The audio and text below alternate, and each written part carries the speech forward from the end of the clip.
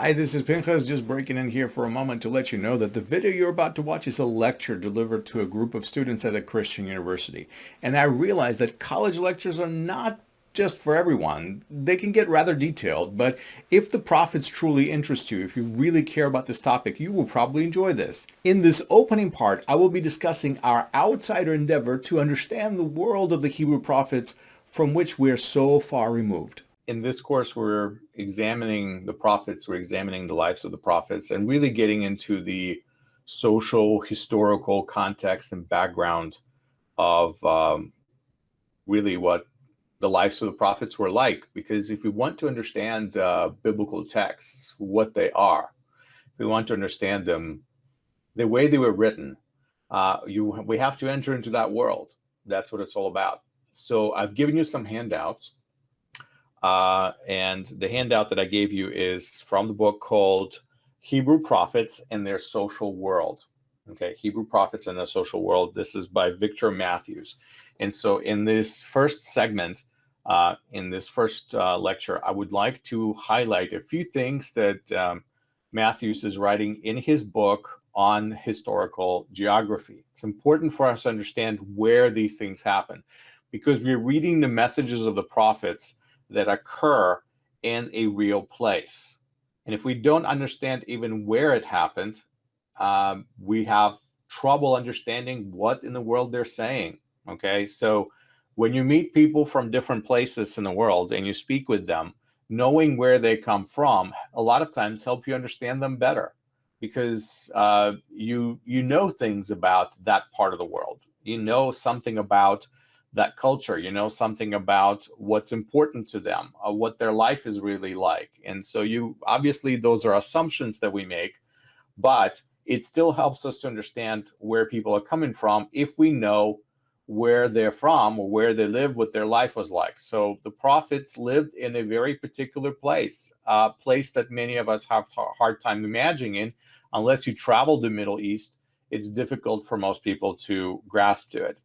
So something that many anthropologists recognize is they recognize that when you and I approach any type of a study, any type of a intercultural experience, any type that we try to delve into a life of another person who is not like us, who is not born in the same area, and then they're speaking from their life experience, they're speaking from their world. We're trying to enter their world and we struggle.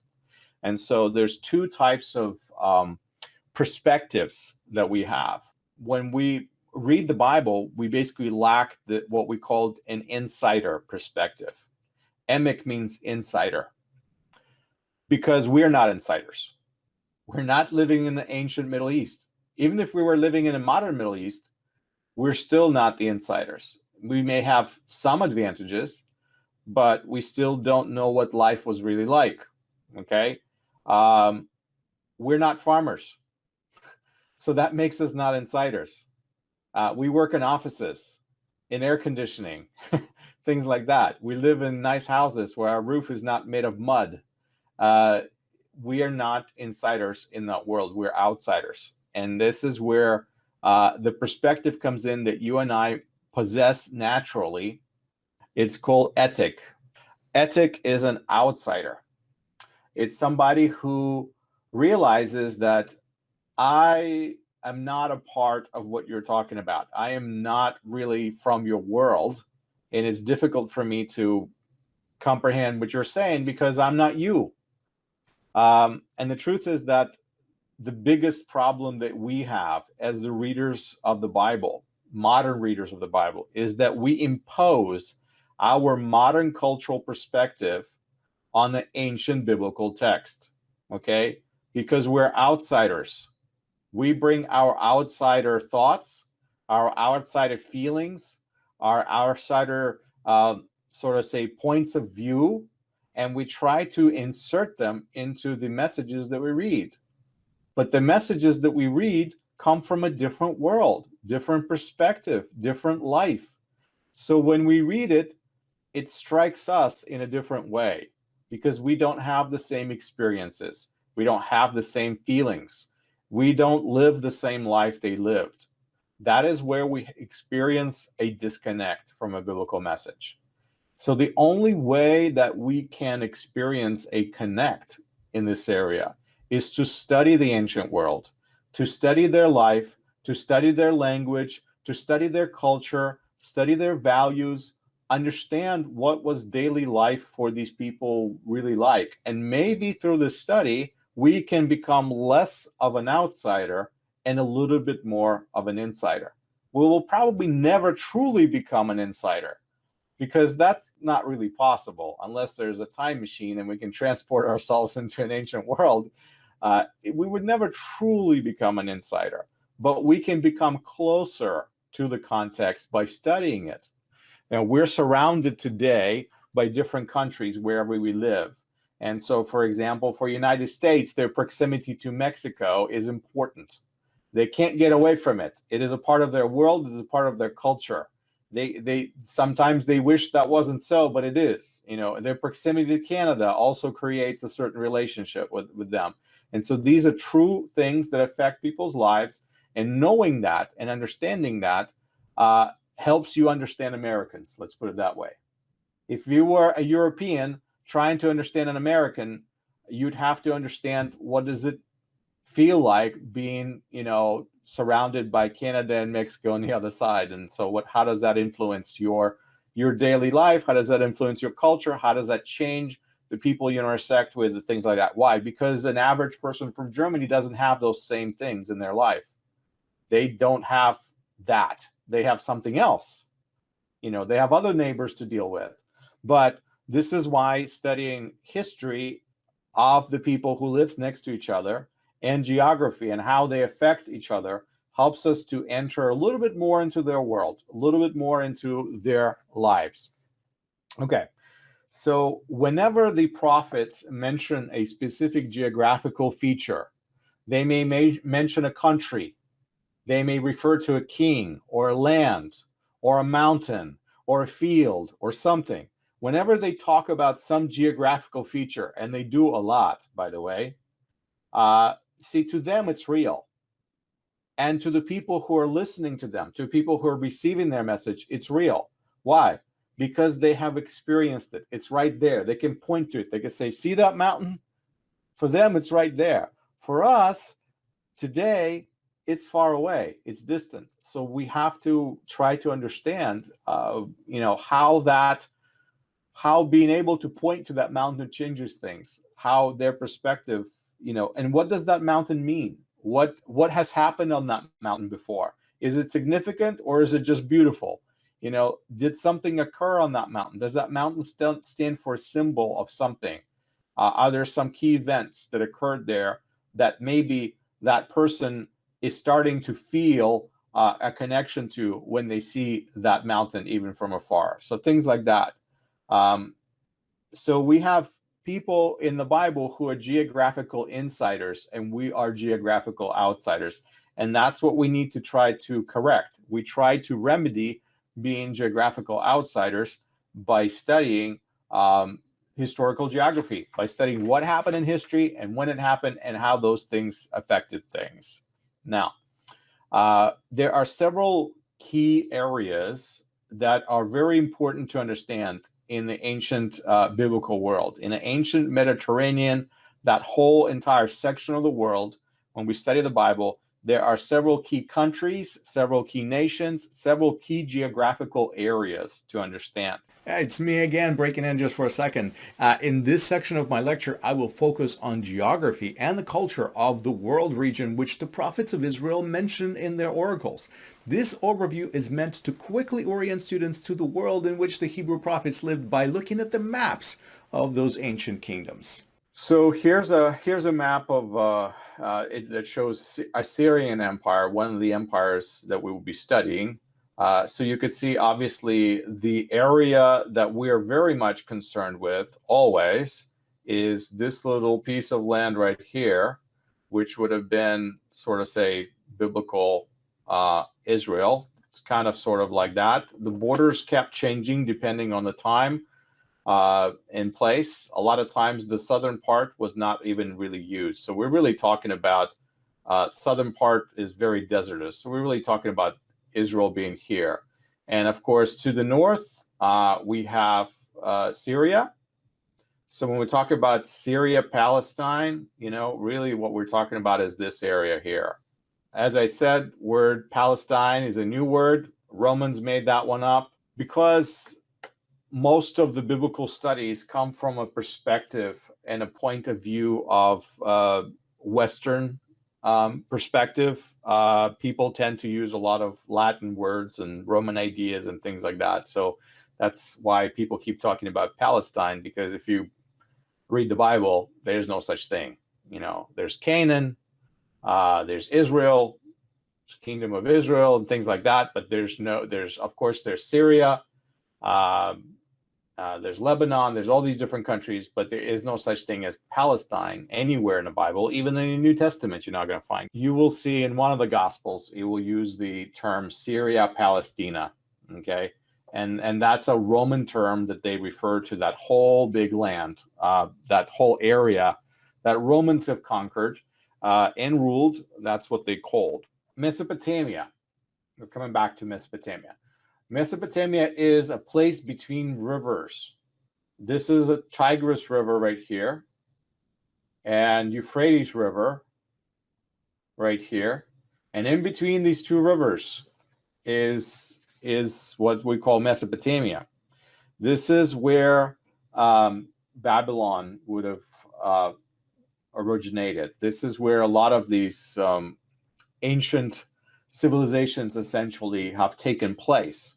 And if you look just a little bit north, there are some important cities. There's Ashur right here and Nineveh. Okay, so this is still Babylon essentially. Ashur is Assyria essentially. Then we have Haran. Haran is important. What's important about Haran? Well, this is where Abraham is coming from.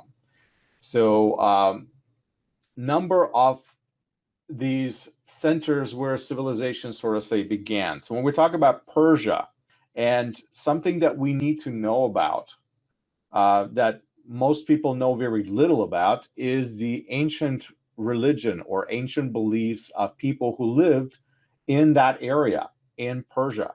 So there's a religion that people refer to as called Zoroastrianism. Ancient Persians who were Zoroastrians, who essentially worshipped, they were very much focused towards the sky. They did a lot of worship, kind of like the Incas and Aztec, very celestial type worshipers. They also have developed one of the early civilizations, brought their contribution to the world. We get our money, like coins. The idea of coins really comes from ancient Persia, from Zoroastrian society. And so they have contributed and influenced very much onto Israel throughout the history of time. Why? Because Israelites were captured and taken into captivity in that land. And so some of their culture, some of their ways of life were now being borrowed. And so Israelites were exposed to that culture. It is nothing wrong when people borrow from cultures. We all borrow from each other. And just like today, most people in the world wear blue jeans, and that may have begun as an American thing. It's no longer really an American thing because everybody's doing it. So people can borrow anything from fashions to ways of conducting business, such thing as minting coins, making coins, having money. Because if you think about it, the ancient system was to exchange goods most of the time. But that at some point, somebody said, you know what? I cannot carry these sacks of grain everywhere with me. How about I convert these sacks of grain into coins, and I'm going to make them worth this much? And so the whole idea of currency and coins came to be. Today we have paper currency, and now we're going to a digital currency, which doesn't even have anything tangible attached to it at all. So it's just numbers in a bank account. You could see how we, change and transform, and how it's much harder for us to imagine a world without coins at all. I mean, some people, kids growing up today, a lot of times coins is not something they even use very much. That's falling more and more into disuse as we deal with digital currency all the time. So it's important for you to be aware of the Mesopotamia and ancient Persia and the connections that there were. There's several economic factors that influenced the life in ancient Israel. Okay, and what I mean is trade routes. We're looking at all these different countries right now on the map.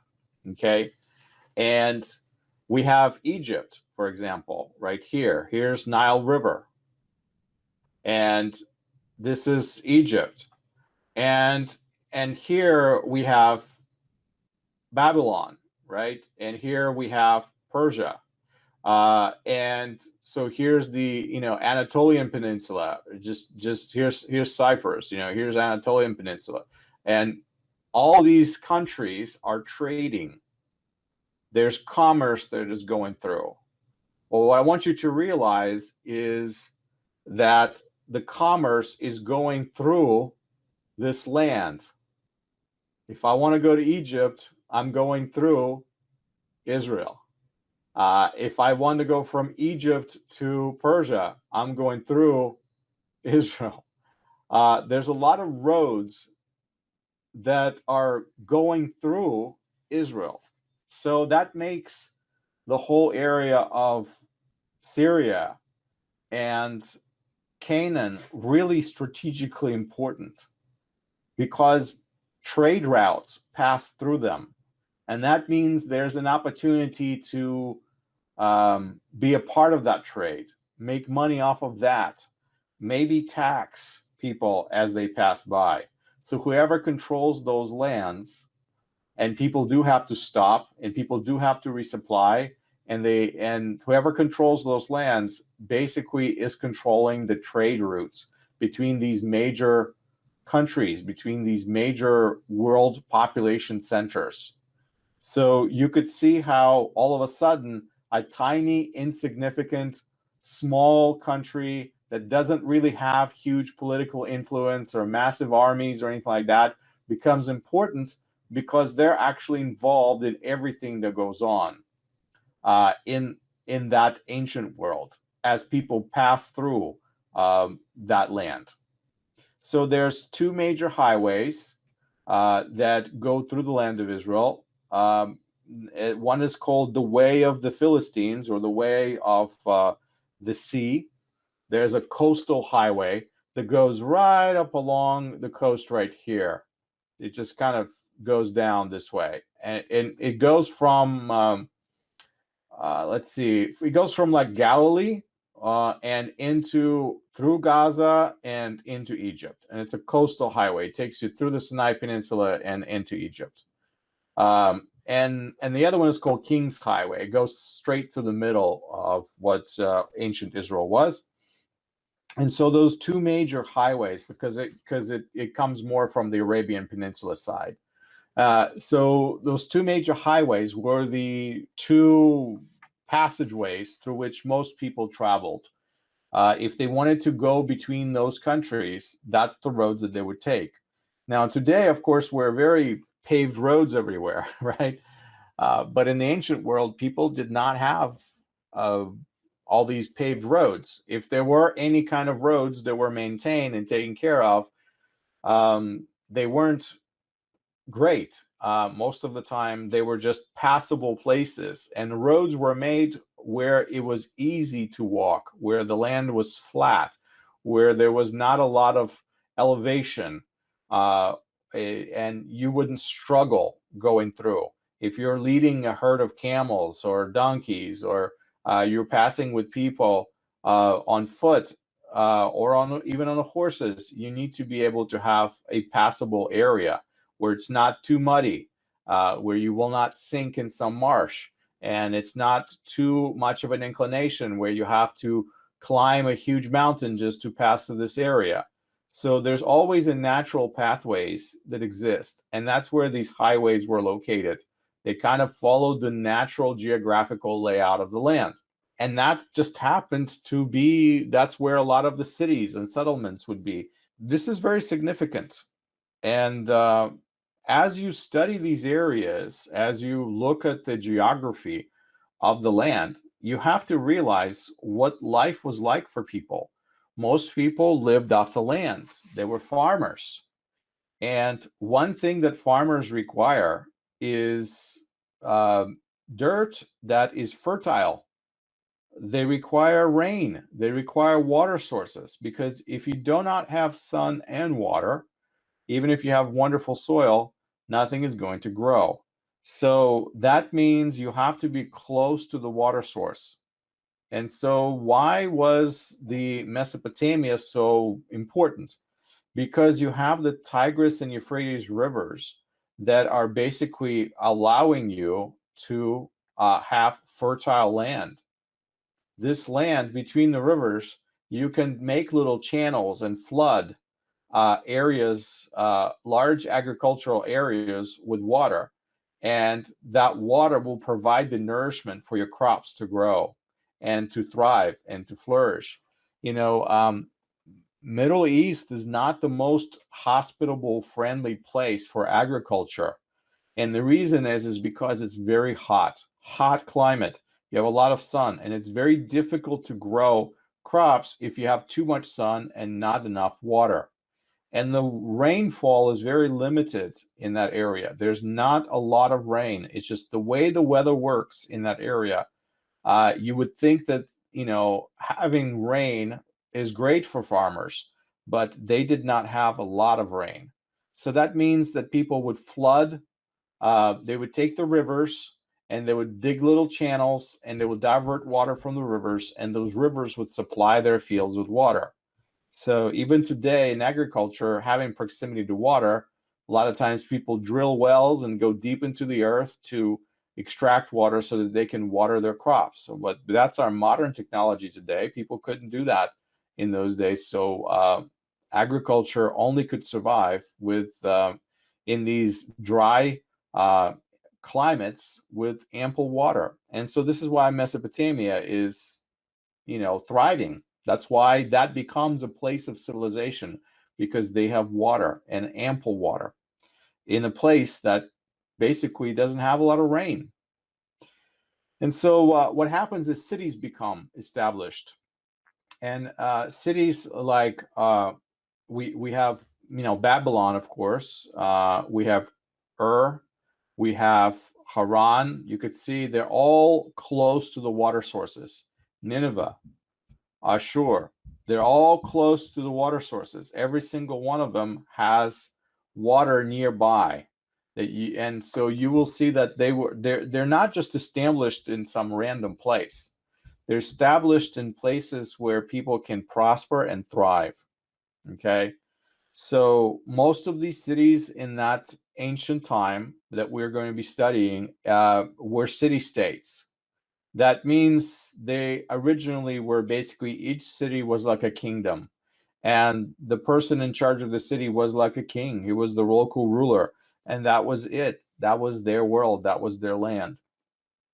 And so there's some important early civilizations that I want to make you aware of. So one of the early civilizations that existed um, as we start to read the Bible, sort of say from the very, very beginning, is called Sumer. Sumerians were around 4,000 years BCE. They had a number of cities, like Ur is one of their cities. So ancient Sumerians, this is where they were located. Every culture sort of say rises and falls. So at some point, Sumerians were the most advanced, but then later, as other cultures rise up and develop a little bit more, they tend to take over. They conquer. And that is how many cultures and many nations essentially grew and strengthened, and many peoples grew in strength by taking over others who were less advanced, less developed, or simply weaker. So in a world where resources are scarce and development is still very rudimentary, the easiest way to grow is to take over. And so you have Central Asia that basically invaders come and start invading this area around the year 2500 BCE. And that is what gives birth to Babylon, for example. Okay, this is where Mesopotamian civilization arises. So we have Sumerians as kind of the earliest big center of civilization, 4000 BCE. Then we have some of the other tribes, some of the other people start invading that area, encroaching on those fertile lands, taking over that land. They're not very organized for a long time. And then until much later, they become organized because now they have centralized leadership. So most of you maybe have heard about Hammurabi. Hammurabi was a ruler from 1796 to 1750 are the dates for the Mesopotamian Empire of Hammurabi. And so that entire area was dominated by city-states and these small local rulers. We have some of the records from their time, people like Hammurabi. And so from about 1500 BCE to 1000 BCE, these nation states dominated. There was Hittite Empire, which spread much further. Hittites, if Sumerians kind of started in this lower area, Sumerians would have, the Persian Gulf area, like this area, and the lower part of the Mesopotamia. And Hammurabi would, of course, expand it a little bit more north. You would have later have Hittite Empire, which would expand more north, and they would go as far as actually Anatolian Peninsula. They would actually go even that far. So you can see they're still following the rivers. That's really what they're doing. They're spreading their kingdoms, their civilizations, just following the flow of water, because agriculture is the key to their survival. Now, then comes the year 1000. And around the year 1000, that's where we have the Neo-Assyrian Empire. We have the northern reaches of Tigris River right now. And these northern reaches is where Assyrians start, sort of say, developing their civilization. And about by the year 800, they start to dominate the entire Mesopotamia. So Hammurabi is gone. Hittites are gone. Now come in Assyrians, Ashur. Okay, here's the city that's named after them essentially, and Assyrians really reach the peak of their civilization till around year 663. Why we know they reached the peak of their civilization? Because at this time, what begins in this northern part of the Tigris-Euphrates rivers, okay, spreads south all the way to the Persian Gulf, and then spreads further into the mountains. As you could see, the borders of the Assyrian Empire are shown to you here in yellow, and then it spreads through the this crescent right here where the major roads go. This is the area of Syria and ancient Canaan, okay, which later becomes Israel, and they spread to Egypt. This is now a new area. They take over even Egypt. And what's important, of course, about Egypt, of course, is the Nile River and the delta of the Nile River. Again, this is all about water at this point. So this is the height of the Assyrian Empire. About the year 663, they conquer Egypt. For a short time, they are able to control massive amount of land. The biggest land that any ancient people have ever controlled. This dynasty of rulers and kings that have ruled now from, and basically grew in power from a year 1000 BCE into the 600 BCE now, what happens in the year 605, they are supplanted. They reach their peak. They overextend themselves, perhaps. It's difficult to say what happened. But they are supplanted by the Neo-Babylonians or Chaldeans. As big as Assyrian Empire is, imagine now it's being taken over by the Babylonians. Babylonian Empire is even bigger. This is the map. You could see that's a little bit different. The borders have expanded. They expanded to the Arabian Peninsula. And again, they're still along all those rivers because that's where all the agriculture is. This is where prosperity is. But now there's also river ports that come into place. They're starting to use the sea. They're starting to use not just the river, but they start transporting things along the river, but also along the sea.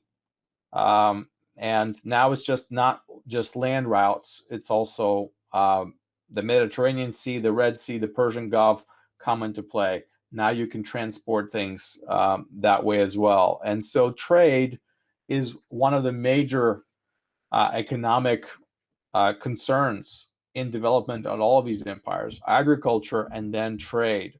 This is where we have Nebuchadnezzar, of course.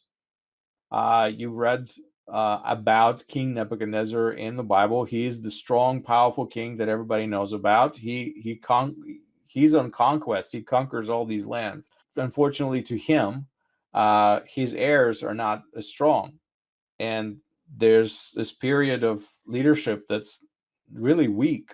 And so you have Persians now come in and take over. They take over the Babylonian Empire, and you may have heard the name of King Cyrus. He captures Babylon in the year 539 and basically takes over Babylonian Empire. And this is where a lot of the history between the Assyrian Empire and Babylonian Empire, almost all of the prophetic writings will be in this time and in this era and in this political climate. So the reason why we're looking at these maps and the reason why we're looking at these countries is because the lives of the prophets, the things that happened in their lifetime, the things that occurred as they ministered, as they spoke the words and received the visions from God, are really in the context of these different major countries, major nations taking over these parts of the world and exerting their influence and controlling everything. So they're caught in the middle of all of that. Israel is just a small country. Most of the time does not have the independence. They have to contend with these larger countries, and they have to make alliances with them. They have to make agreements with them. They have to pay taxes. They have to pay tribute to them. And all the trade routes go through this land of Canaan and Syria, and therefore you have to be sort of say aligned with somebody. And when somebody else comes to attack you, who is going to defend you? And that's where a lot of the messages of the prophets are tied to the history of Assyrians and Babylonians taking over the area. And of course, Egypt plays a big role there too. But this empire, Babylonian Empire, is basically, taken over by Persians, and Persians rule for a while. And then in the year 325 BCE is the era of the Greeks. That's when Alexander the Great comes and conquers most of the Mediterranean world, all of the empire that you're seeing on the map now, and then some. Of course, they come from the from Macedonia, from the Greek Isles, and they spread all the way through up to Caspian Sea and all the way, up to India. I mean, they take over everything. Alexander the Macedonian, the Alexander the Great, conquers more than anyone has ever conquered, and his empire is so expansive. That's That's sort of say what happens to Persians. Now, Egypt is its own little case. It's interesting because Egypt has a way to defend themselves that other countries do not. Like when you look at Mesopotamia, Mesopotamia is pretty much open. So anyone who wants to conquer them, they can find a number of ways to approach this land and conquer it. But to enter into Egypt, there's only so many paths to get to them because they have the Red Sea separating them with the Sinai Peninsula. The only place that they have to defend is right here. If I'm coming through from Greece, through Anatolia and down the coast, I have to attack right here. That's all I can do. Now, of course, I can send ships to attack this way, but that's hard too. So this land right here is not very passable. It's very difficult to travel. This is desert. So Egypt enjoys a time of isolation. They can defend themselves much better. And so if you look at how the mountain ridges right here defend them and where they're nestled, it's a very defensible position. Where other places like Babylon and Persia, they're much more open. You do have mountain ridges right here, so it's very difficult to go over these. But you do also have major highways and major paths leading to them, and there's so many ways to come.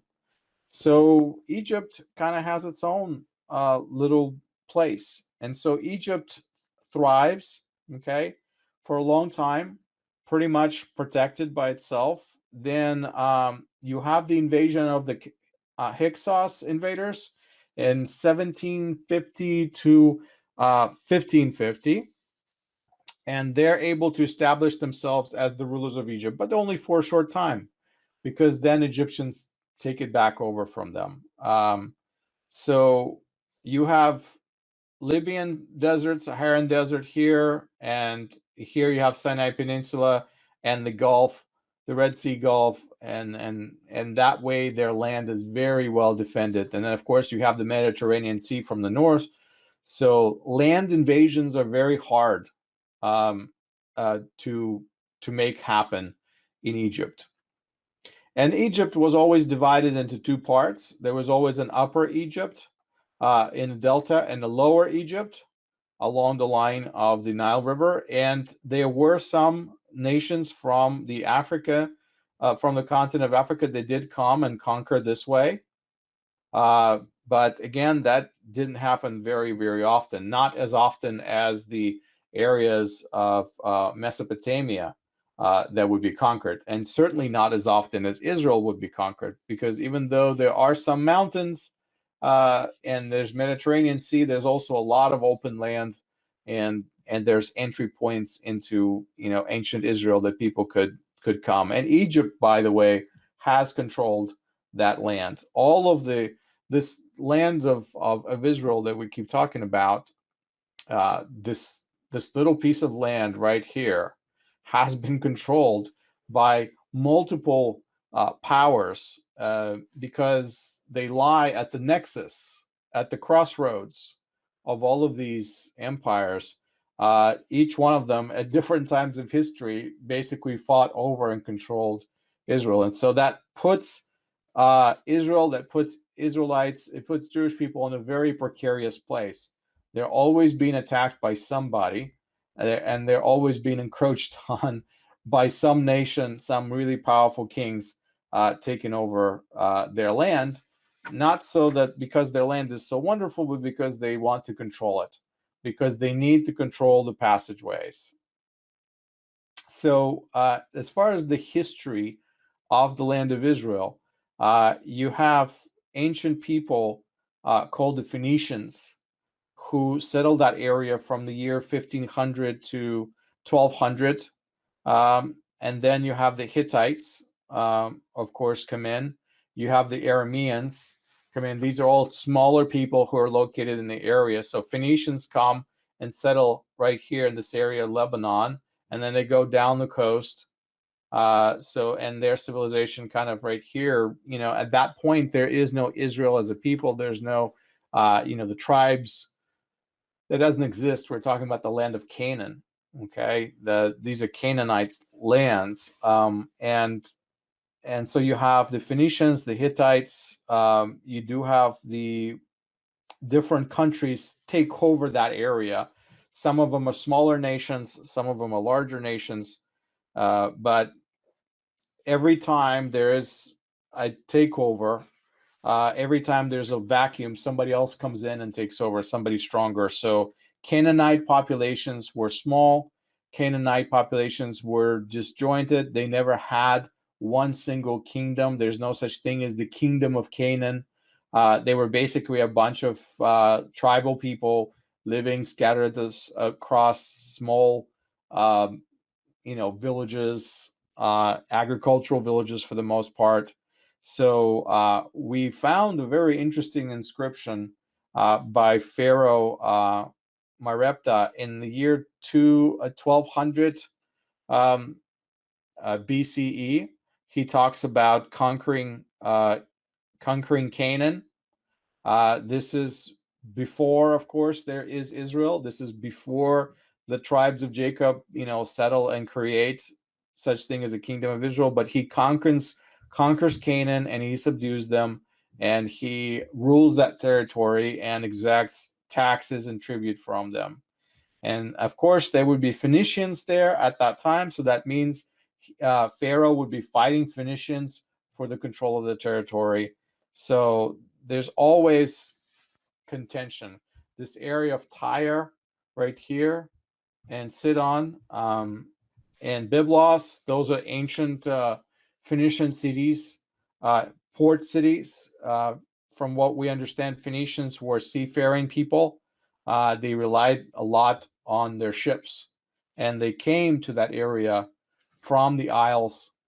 They came in ships and settled along the coast there. So Canaan in itself is a slightly, is a small area. There are different sections of Canaan. I don't have a map right now to pull up so we can zoom in, but basically another time perhaps I will do that. I'll show you the valleys and the mountains of Canaan. It's not a large area, but it's very diverse as far as the topography goes. There are mountains and there are valleys. Important thing to remember about Canaan is that there is Jordan River that flows all the way from, well, it begins a little bit kind of in the springs in the mountains right here in Damascus, just north, kind of north of the Sea of Galilee, and then out of the Sea of Galilee it flows into what we call today the Dead Sea. So that is like a major river right there, and that's about it. So Israelites and ancient Canaanites very much depend on the rainfall to provide for their agriculture. And rainfall in ancient Canaan would be only happening in the winter months. So it did not rain at all in the summer, only in the winter. So people have come up with ways of trapping water, creating cisterns, creating pools, hewing out big reservoirs in the rock, and sustaining themselves that way by capturing some of the water that would come in the form of rainfall in the winter months. But basically, Jordan is an important river. But Jordan is not a slow flowing river, and its banks are steep, so it's not very easy for people to divert the waters of Jordan, because there's mountain ridge on one side and there's mountain ridge on the other side. So it's not very, you can't make the river flow up the mountain essentially. And that's why agriculture develops in a very small way along the River Jordan, but it's not possible, not like with Tigris and Euphrates in Babylon. You can't make the land flood. In Egypt, Nile River could be easily diverted over large plains to create massive fields. They can be flooded with water and that way irrigated, but you couldn't do that in ancient Canaan. So For that reason, that wasn't so prolific agriculturally, and people had to come up with new ways of sort of say farming, and so some places they did not depend on the farming as much for their economy. So this is part of the reason why some of the land that we see, what we know today as Israel and Jordan, which is the other side of the Jordan River, this mountain ridge right here, Jordan, Transjordan is the ancient kingdom of Edom, the Transjordan Plateau. A lot of these areas were used for herding flocks rather than agriculture. Rather than growing wheat and grain and barley, people relied on herding animals, mostly goats and sheep.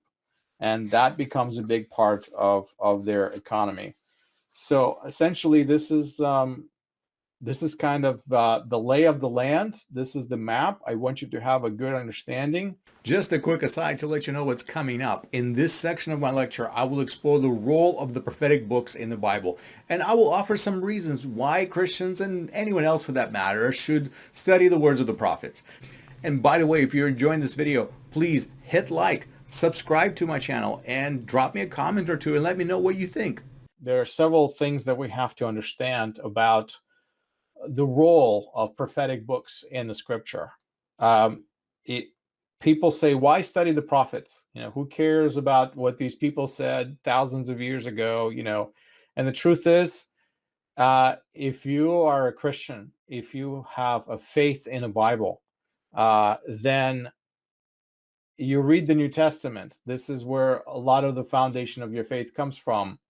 Guess what? Every single person in the New Testament talks about the prophets. They quote the prophets, they cite the prophets. Whether we're talking about Apostle Paul, whether we're talking about Jesus himself, they're always relying on the books of the prophets. To them, that is the most inspirational literature. To them, that's their Bible. And so if all you know is New Testament, then you really don't know the Bible of Jesus or the Bible of the apostles or the Bible of Apostle Paul. Because guess what? Neither one of them knew anything of a New Testament. That's something that came much, much later. So people rob themselves because they don't actually understand what in the world these great people are talking about, because they don't even read the same Bible. So the prophetic literature played a profound role in the Jewish world, in the Jewish worship, in the Jewish theology, and understanding, how God works, who God is. And the prophets, they often expressed very sharp criticism of what they saw around them. If you read the prophets, they really come down really hard on the people of Israel, a lot of times criticizing their behavior, criticizing their attitudes, criticizing their life, how they're abandoning God, abandoning God's covenant, moving away in the wrong direction. So there's a lot of really sharp criticism in the prophets. And that criticism is, a lot of times, we need it. We need to hear these words. Just like you would hear criticism coming from Jesus and Apostle Paul, you hear criticism from the prophets. It's nothing new, actually. They're just addressing their words to different audiences, okay? But then at the same time, there's a lot of hope. Every time that God talks about, through the prophet, that people are abandoning him and walking away from his ways, there's threats of punishment. There's also a lot of times hope of restoration, because in the end, God loves his people, and he promises that even though he punishes them, he's not going to abandon them, and he does have plans for them, and he is going to continue being with them and walking with them through life. So we have a lot of revelation that comes to us through the prophets, and that's what some ancient Jews have grabbed onto, where for them prophets became really important. They learned more about who God is by listening to the words of the prophets, because as the prophets poured out their words, they revealed their knowledge of God. They revealed their understanding of who God is and what God is like, and where's God's heart. What does God really want from us? What are the things that are most important to him? So we saw that through the words of the prophets. So if you want to understand God's heart, you have to read the prophets. You have to, because that's where it is. That's where God reveals himself in a very powerful way. As far as the books of the prophets that we read in the Bible, a lot of times I want you to know that there's vague references to the authorship of those books. We don't always know who wrote those books. It's like a lot of times we rely on tradition to tell us that such and such person wrote that book, because a lot of times the authors do not identify themselves. It's not like a letter.